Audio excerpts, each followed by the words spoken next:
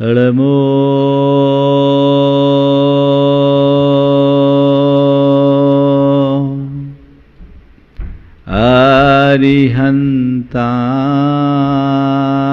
अरिहन्ताणम्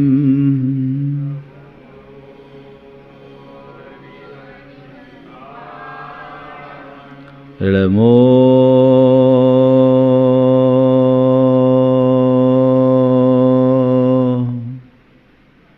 सिद्धाणम्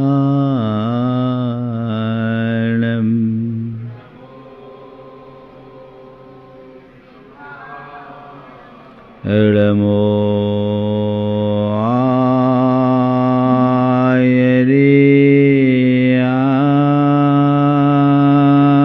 आयरियाणम्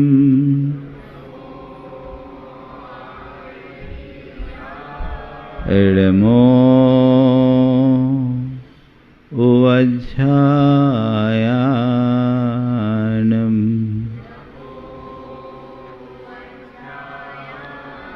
हळमो लोये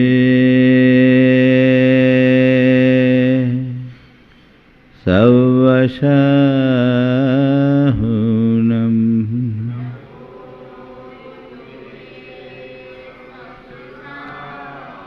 एसो पंचेनमुयारो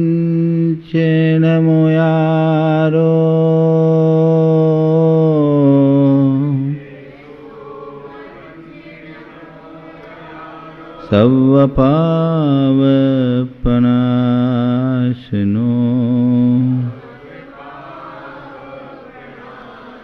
मंगलानं च सवेशिम् पढ़मं होई मंगलम। जय बोलो देवादिदेव खजरा श्री भगवान महावीर स्वामी की, अहिंसा परमो धर्म की, परम पूज आचार्य गुरुवर श्री विद्यासागर जी महाराज की। हमारे अंदर नित्य प्रति अनेक प्रकार के भाव उत्पन्न होते रहते हैं। कभी हमारी भावधारा निर्मल और पवित्र होती है, तो कभी कभी हम अपवित्र और विकृत भावधारा से भर उठते हैं। जैसी भावधारा होती है वैसे ही हमारे परिणाम और प्रवृत्तियां होती हैं। अपनी भावधारा को सही दिशा में नियोजित करना, यही हमारा सबसे प्रबल पुरुषार्थ है। तीन तरह के भाव हमारे अंतरंग में होते हैं। एक अशुभ भाव, दूसरा शुभ भाव और तीसरा शुद्ध भाव। अशुभ भाव भोग विलास मौज मस्ती का जो भी भाव है, जो विषय विकारों से ग्रसित होता है, वह सब अशुभ भाव। बहुलता से हमारे चित्त में अशुभ भाव उत्पन्न होते हैं। 24 घंटे में अगर हम तटस्थ भाव से समीक्षा करें तो पाएंगे अशुभ भाव का प्रवाह अधिक होता है। इसके उलट प्रभु भक्ति, सेवा, पूजा, आराधना, धार्मिक क्रियाकलापों में सहभागिता, परोपकार आदि की वृत्ति, ये सब शुभ भाव की श्रेणी में आते हैं। जो किन्हीं किन्हीं में अच्छी मात्रा में होते हैं, किन्हीं में अल्प, और कुछ लोग ऐसे होते हैं जिनमें ऐसे भाव ही नहीं होते, 24 घंटे अशुभ में ही रमे रहते हैं। तीसरी श्रेणी है शुद्ध भाव की, जो इन दोनों से भी ऊपर उठ जाए, जिसमें न शुभ है न अशुभ है, जहां प्रवृत्ति मात्र का अभाव है, जहां क्रिया मात्र का अभाव है, जहां केवल अपनी आत्मा में स्थिरता है। हमारा लक्ष्य उसी शुद्ध भाव को प्राप्त करने का है। पर उस शुद्ध भाव तक पहुंचने के लिए हमारे पास रास्ता क्या है? बीच का शुभ भाव। शुभ भाव का आलंबन लिए बिना शुद्ध भाव तक पहुंच पाना असंभव जैसा है। 16 कारण भावनाओं में हम जिन भावनाओं की चर्चा कर रहे हैं वे सब शुभ भावनाएं हैं, और यही शुभ भावना हमारी आत्मा की पात्रता को विकसित करके हमें शुद्ध भाव तक पहुंचाती है, और न केवल शुद्ध भाव तक पहुंचाती अपितु उसके बाद हमारी चेतना को ही शुद्ध बना देती है। हम जिन तीर्थंकर परमात्मा की आराधना करते हैं उनमें और हम में कोई मौलिक अंतर नहीं है, लेकिन जो अंतर है वह केवल एक है कि उन्होंने शुद्ध भाव के बल पर अपने आप को शुद्ध बना लिया, और हम आप साधारण प्राणी शुभ अशुभ भाव के बहाव में बहते जा रहे हैं। जब तक ऐसा बहाव होगा हम अपनी चेतना को परिष्कृत करने में समर्थ नहीं होंगे। हमें उस शुद्ध भाव को प्राप्त करना है, तो कैसे करें? शुद्ध भाव तक पहुंचे तो कैसे पहुंचे? सघन रात्रि हो, अंधेरा छाया है, उजाला करना है, तो कैसे करें? रोज रात बीतने के बाद प्रभात होता है, लेकिन हम सब इस बात को अच्छे तरीके से जानते हैं कि रात से सीधे प्रभात नहीं होता। रात्रि और प्रभात की बीच की एक संधि रेखा होती है, जिसे हम पौ फटने की बात करते हैं। धीरे धीरे धीरे धीरे रात की कालिमा छटती है, लालिमा उभरना शुरू करती है, तब जाकर सूर्योदय हो पाता है ना? तो मैं कहूं अशुभ भाव काली रात है, शुद्ध भाव सूरज का उदय है, और जो शुभ भाव है वो लालिमा है जो सूर्योदय का आधार बनती है। दुनिया के किसी कोने में और किसी काल में बिना लाली के सूरज का उदय नहीं हुआ, ना होगा। इसलिए सूर्योदय चाहिए। कल एक भाई ने मुझसे सवाल किया, महाराज श्री 16 कारण भावनाओं में 4 तो भक्ति है, अरहत भक्ति, आचार्य भक्ति, बहुश्रुत भक्ति, प्रवचन भक्ति। 16 में 4 यानी 4 आना 25% भक्ति, जबकि भक्ति एक रागात्मक वृत्ति है, और जैन धर्म में राग मात्र को बंध का कारण कहा गया।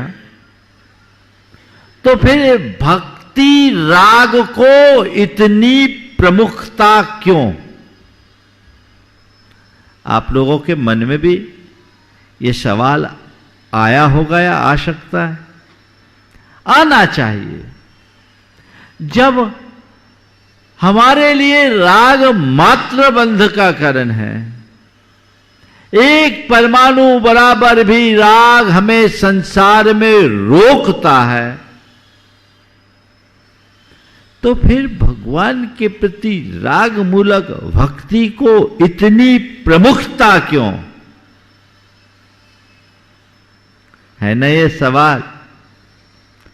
तो मैंने उनसे जवाब दिया कि ये सच है कि भक्ति एक रागात्मक वृत्ति है, लेकिन राग मात्र समान नहीं होता। राग मात्र समान नहीं होता। एक राग है जो हमारे संसार को बढ़ाता है, और एक राग है जो हमारे संसार को समेटता है। अगर हम किसी व्यक्ति से राग रखते हैं, हमारा संसार बढ़ता है, और यदि वही राग प्रभु और गुरु से करते हैं, संसार सिमटता है। कैसे सिमटता है? एक का राग विषयों की ओर आसक्त करता है, और एक का राग विरक्ति की ओर प्रेरित करता है। दोनों में अंतर है कि नहीं? एक में आसक्ति है, एक में विरक्ति है। जहां आसक्ति है वहां संसार है, और जहां विरक्ति है वहां मुक्ति है।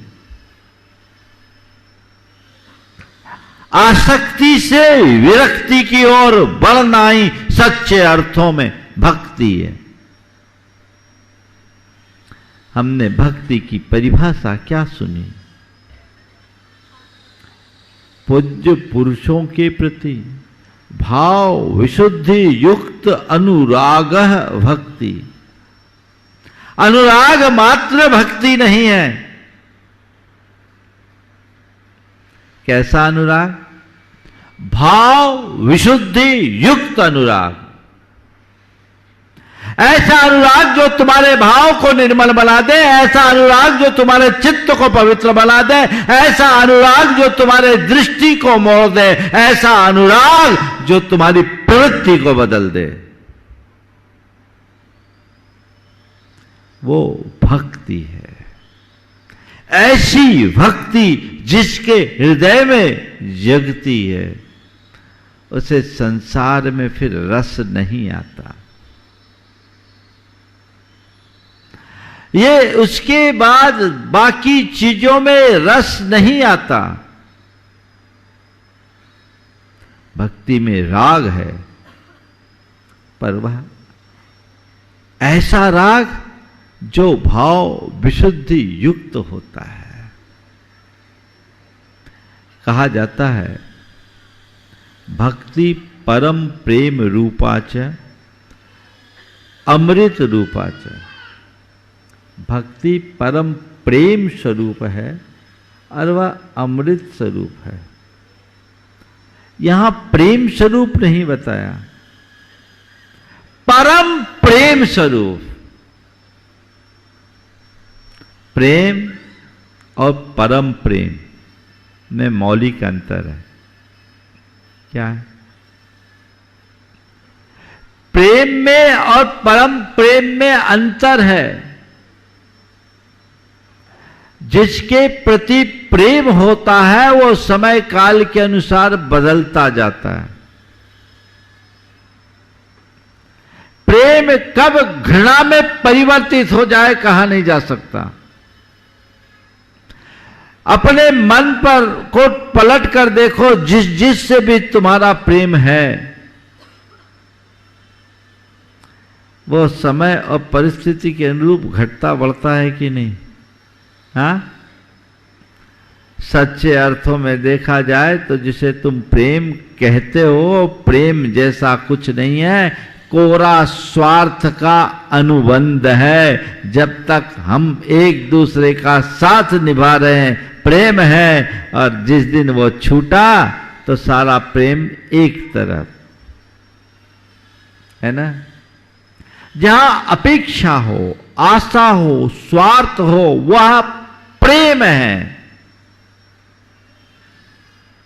अब परम प्रेम जहां कोई आशा नहीं, जहां कोई अपेक्षा नहीं, जहां कोई स्वार्थ नहीं, बस जुड़ाव, और ऐसा जुड़ाव जो केवल बढ़े घटे नहीं, वो परम प्रेम है। तो एक बात ध्यान रखना, प्रेम सबसे हो सकता है, पर परम प्रेम किससे होगा? परम प्रेम किससे होगा? जो परम है उसी से परम प्रेम होगा। बाकी तो ये चरम का प्रेम है। परम का प्रेम, परम से प्रेम ही परम प्रेम है। ये राग हमारा भव राग मिटाने वाला है। इसलिए कहते हैं भक्ति में विरक्ति का बीज है। उस विरक्ति का भाव जब जब जो हमारा भाव भक्ति से भरता है, तो बाकी बातों से आकर्षण मंद होने लगता है। जितनी प्रबल भक्ति बढ़ेगी, तुम्हारे हृदय में विरक्ति के संस्कार उतने अधिक होंगे। इसलिए भक्ति को केवल एक रागात्मक वृत्ति मत मानना। भक्ति भाव विशुद्धि का वह सातिशय निमित्त है जो हमारे बीत रागता के पथ को प्रशस्त करता।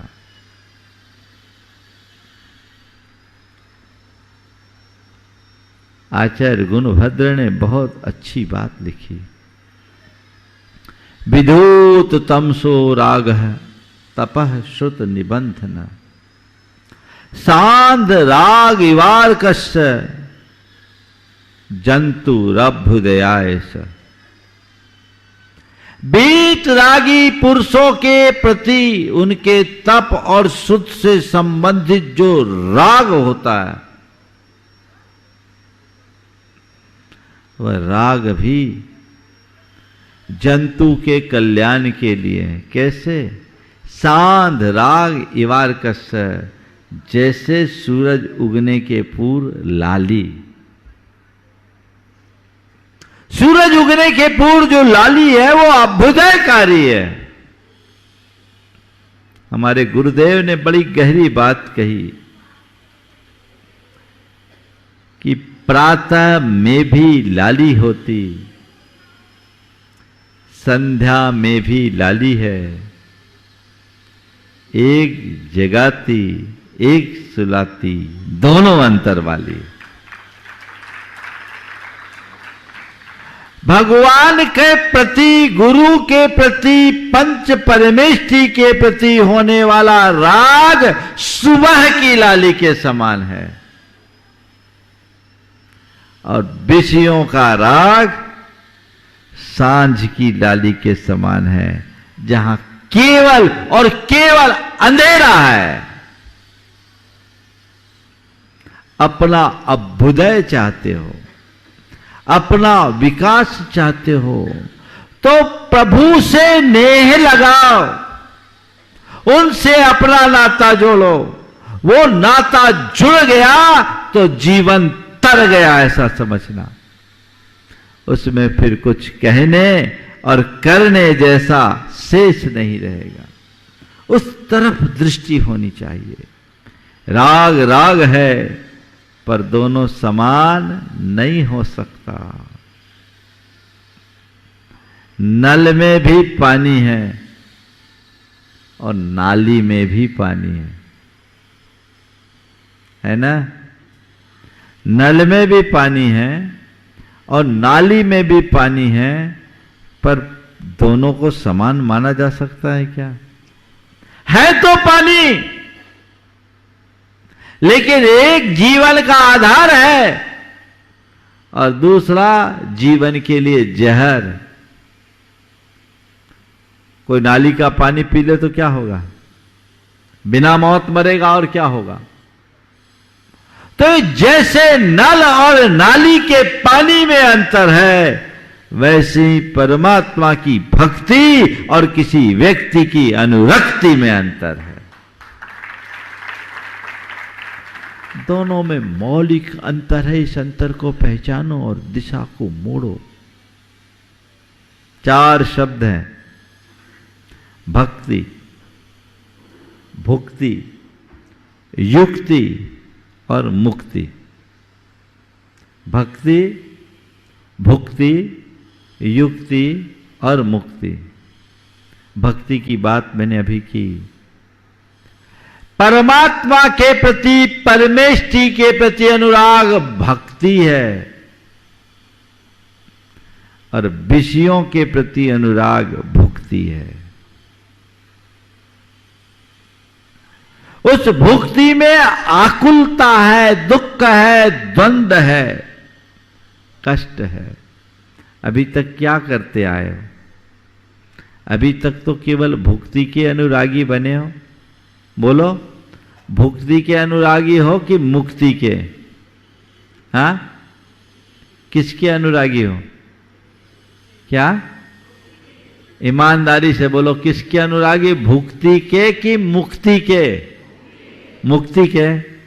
हाँ, देखो कितना सच बोल रहे।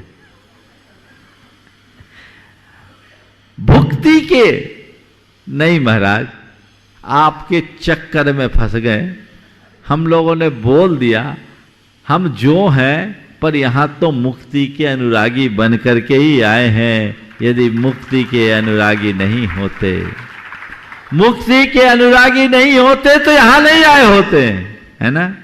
है, मान लिया।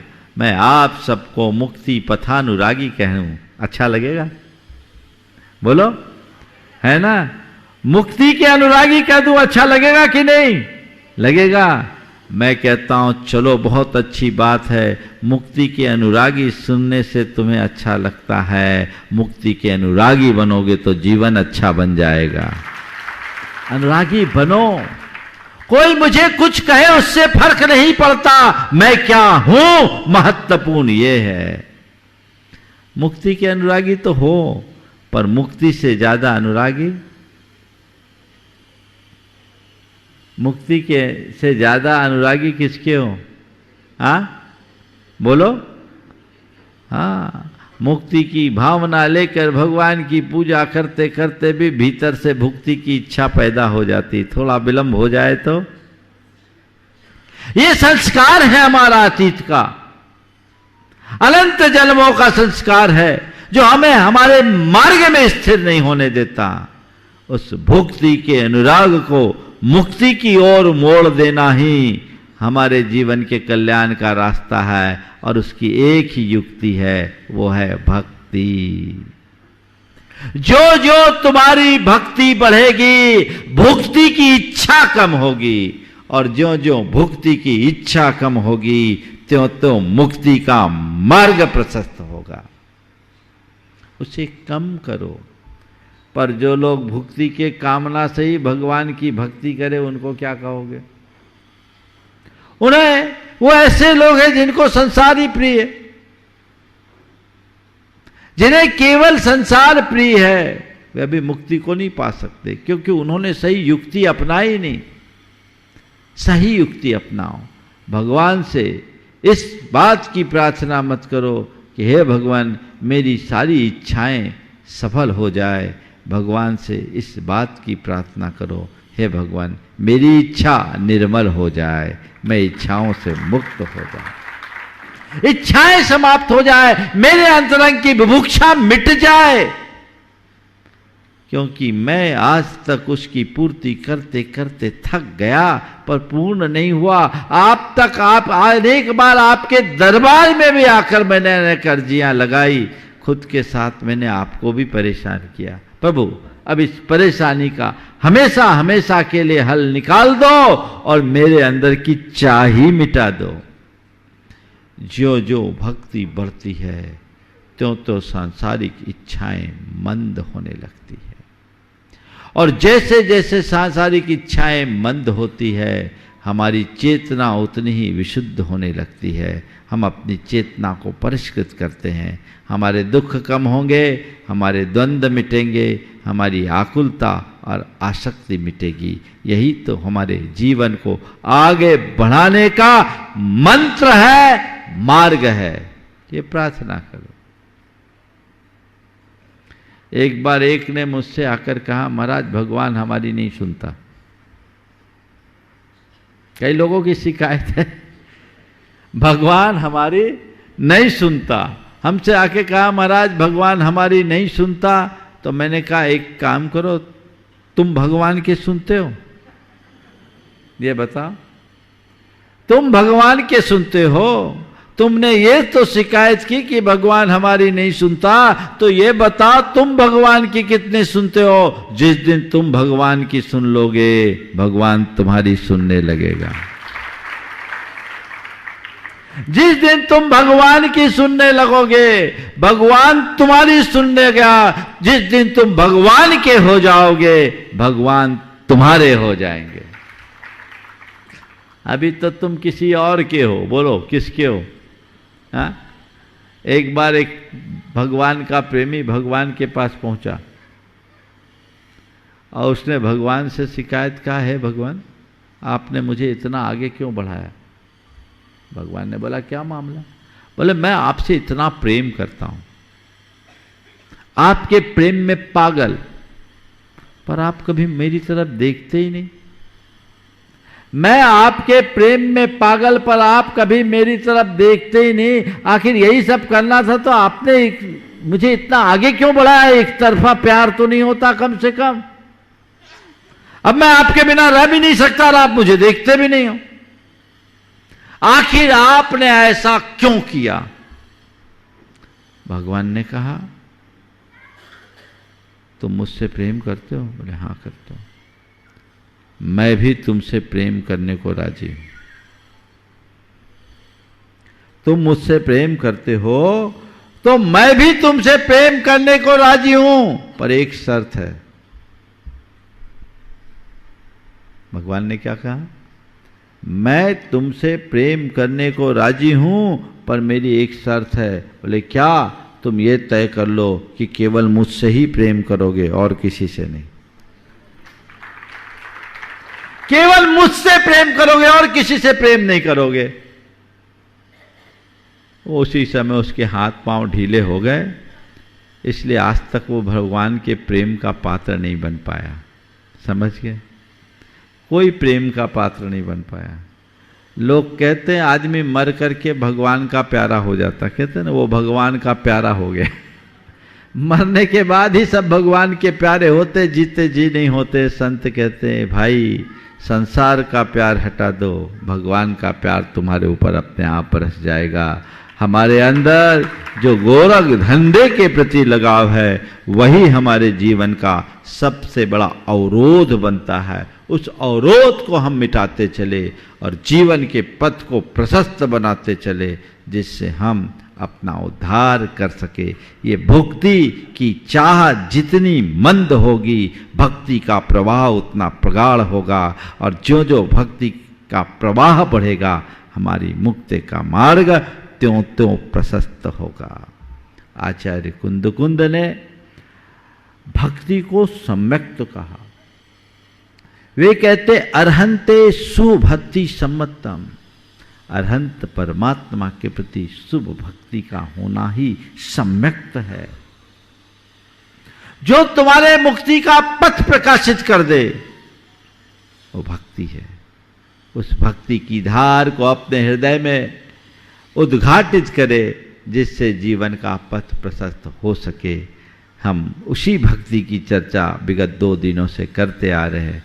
आज के क्रम में मुझे इस विषय को पूरा करना है, क्योंकि पर्यूषण के पहले मुझे पूरी 16 कारण भावना पूरी कर देनी है। तो आज उस क्रम में बहुश्रुत भक्ति और प्रवचन भक्ति, इन 2 भक्तियों की संक्षेप में चर्चा करूंगा।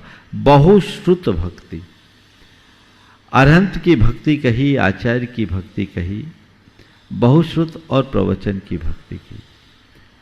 आपके मन में एक सवाल हो सकता है कि भक्ति तो पंचपरमेष्ठी की होनी चाहिए। इसमें अरहंत की भक्ति समझ में आ गई, आचार्य की भक्ति समझ में आ गई, बहुश्रुत की भक्ति आपने की वो भी समझ में आ गई। 2 को कम क्यों कर दिया? सिद्ध परमात्मा की भक्ति हो जाती और साधु परमेष्ठी की भी भक्ति हो जाती, तो 5 परमेष्ठी की भक्ति हो जाती। जब अरहत भक्ति, आचार्य भक्ति, बहुश्रुत भक्ति कहा, प्रवचन भक्ति भी कह दी, 2 को और बढ़ा देते। बढ़ाने की कोई जरूरत नहीं। हम जिस अरहत की भक्ति करते हैं उसी में सिद्ध समाहित हो जाते हैं, क्योंकि उन्हीं अरहत ने हमें सिद्धों का मार्ग बताया और वो सिद्ध बने हैं, इसीलिए तो हम अरहत की पूजा कर रहे हैं। अरहत में सिद्ध का स्वरूप आता है। आचार्य और बहुश्रुत भक्ति जब हम करते हैं तो आचार्य में प्रमुखता आचार्य की है, लेकिन एक आचार्य अकेले आचार्य नहीं होते। वो आचार्य होने के साथ साथ वो उपाध्याय भी होते हैं और साधुता भी उनमें होती है। 3 in 1 होते हैं।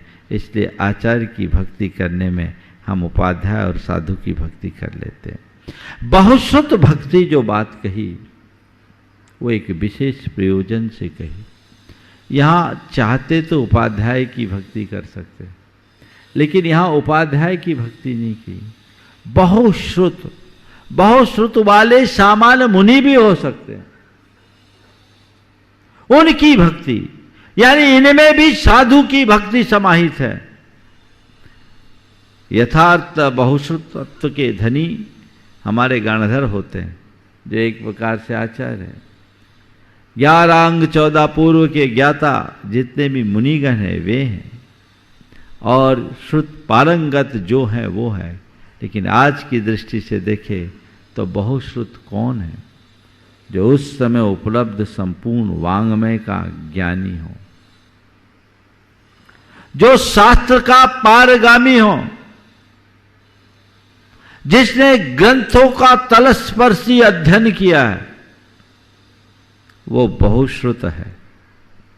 लेकिन यह बहुश्रुतत्व तो किसी विद्वान में भी हो सकता है। उसकी भक्ति करने की बात यहां नहीं की। यहां बहुश्रुत की किसकी?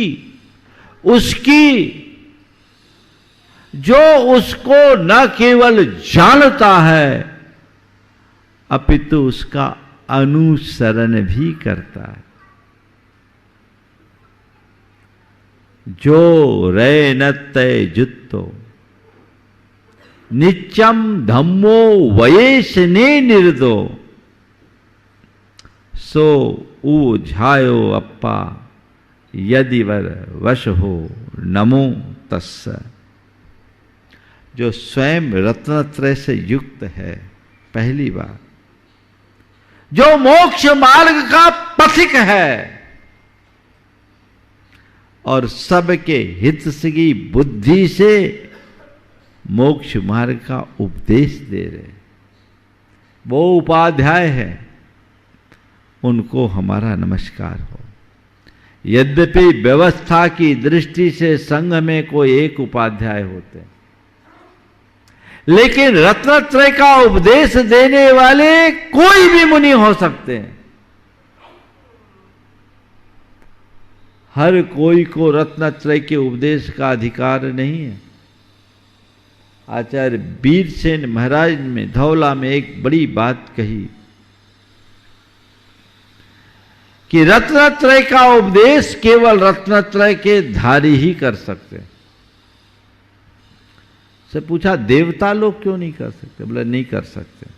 तत्थ चरिता भावा तीरन उपदेशा हियारा भावा दो। उनके पास संयम का लेश भी नहीं है, चरित्र का अभाव है, इसलिए वे रत्नत्रय के उपदेश के अधिकार से वंचित हैं।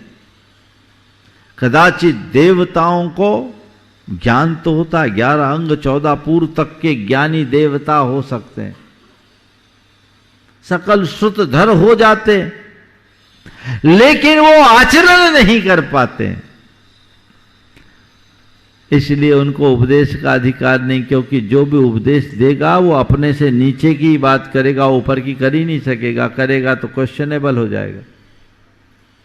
जो जिस लेवल में जीता है, गृहस्थ से तुम उपदेश सुनोगे तो वो कभी तुम्हें मुनि बनने की प्रेरणा नहीं देगा, वो आगे बढ़ने के लिए उत्साहित नहीं करेगा। वो उसी लेवल तक की बात करेगा जिस लेवल तक वो है। कदाचित कोई प्रसंग आ भी जाएगा तो उसके साथ 4 समस्याएं लाके सामने खड़ा कर देगा, जिससे तुम हतोत्साहित हो। इसलिए सच्चे अर्थों में उपदेशक वही है जो रत्नत्रय का अनुपालन करते हुए आगम का अभ्यास करते हैं, जिसका आगम पर अधिकार है और उसी अनुरूप आचरण है। ऐसे बहुश्रुत की भक्ति करना, बहुमान करना, और बहुश्रुत की भक्ति करने से क्या मिलता है? हमारे ज्ञान का क्षयोपशम होता है और हमारे चरित्र में निखार आता है। उससे ज्ञान में क्षयोपशम और चरित्र में निखार दोनों एक साथ आता जाता है। जैसे कि संगति में रहोगे वैसी मति होगी। यदि तुम भव सागर से पार उतरना चाहते हो तो ऐसे की संगति करो। ये बहुश्रुत भक्ति है, समझ गए? और आखिरी है प्रवचन भक्ति। प्रवचन भक्ति, प्रवचन भक्ति मतलब प्रवचन किसको बोलते हैं? जो भी आप सुन रहे हो तो महाराज के प्रवचन की भक्ति करो, इसका मतलब प्रवचन यानी प्रकृष्ट वचन। जो प्राणी के हित के लिए बोला जाए उसका नाम है प्रवचन, और जो व्यक्ति विशेष के हित के लिए कहा जाए उसका नाम है भाषण। भाषण और प्रवचन में अंतर समझ गए ना? भाषण देने वाले अपने मतलब के लिए देते हैं और प्रवचन करने वाले सबके हित के लिए देते हैं। भगवान की वाणी प्रवचन है। भगवान ने कुछ लिखा नहीं, उन्होंने कहा है। अब भगवान महावीर के निर्वाण के 588 वर्ष बाद लिखा गया केवल इसलिए कि हम लोगों की बुद्धि छीन होते जा रही है। कहीं ये ना हो कि ये क्रम परिपाटी क्रम से चलता हुआ भगवान का वह अमृत आने वाली पीढ़ियां उससे वंचित हो जाए। लिख दिया, आचार्यों ने कृपा की। तो इस शास्त्र के प्रति बहुमान होना चाहिए, भक्ति होना चाहिए। इसका नाम है प्रवचन भक्ति। प्रवचन भक्ति का मतलब शास्त्र को प्रमाण मानना, केवल शास्त्र को अर्घ चढ़ाना नहीं, शास्त्रानुरूप आचरण करना, आगम के विधानानुसार चलना, वो प्रवचन भक्ति की श्रेणी में आता है। अगर हम शास्त्रों को ठीक तरीके से समझे और शास्त्रों के मर्म के अनुरूप अपने जीवन को आगे बढ़ाएं, तभी हम प्रवचन भक्ति का सच्चा लाभ ले सकेंगे। ऐसी भावना अपने अंदर होनी चाहिए। आज लोग शास्त्र को तो पूजते हैं लेकिन शास्त्र का पारायण नहीं कर पाते।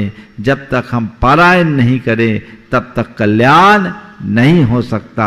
ये तभी होगा जब न केवल हम शास्त्रों को पढ़े अपितु उसके प्रति श्रद्धावान बनकर उसे ग्रहण करें। शास्त्र की बात को किसी ग्रंथ की तरह न देखे, शास्त्र की बात को भगवान की वाणी के रूप में देखे, और न केवल भगवान की वाणी के रूप में देखे अपितु भगवान के द्वारा मेरे लिए दिए गए संदेश के रूप में देखे, तो काम चलता है। अन्यथा ऐसे में हमारा कल्याण नहीं हो सकता। समय आप सबका हो गया है, इसलिए अधिक विस्तार न देकर बहुश्रुत की भक्ति, प्रवचन की भक्ति, जिनवानी के प्रति बहुमान और जिनवानी के अनुरूप अपने मार्ग का प्रवर्तन हम सब करें तो हमारे जीवन का पथ प्रशस्त हो सकता है। समय हो गया, यहीं पर विराम।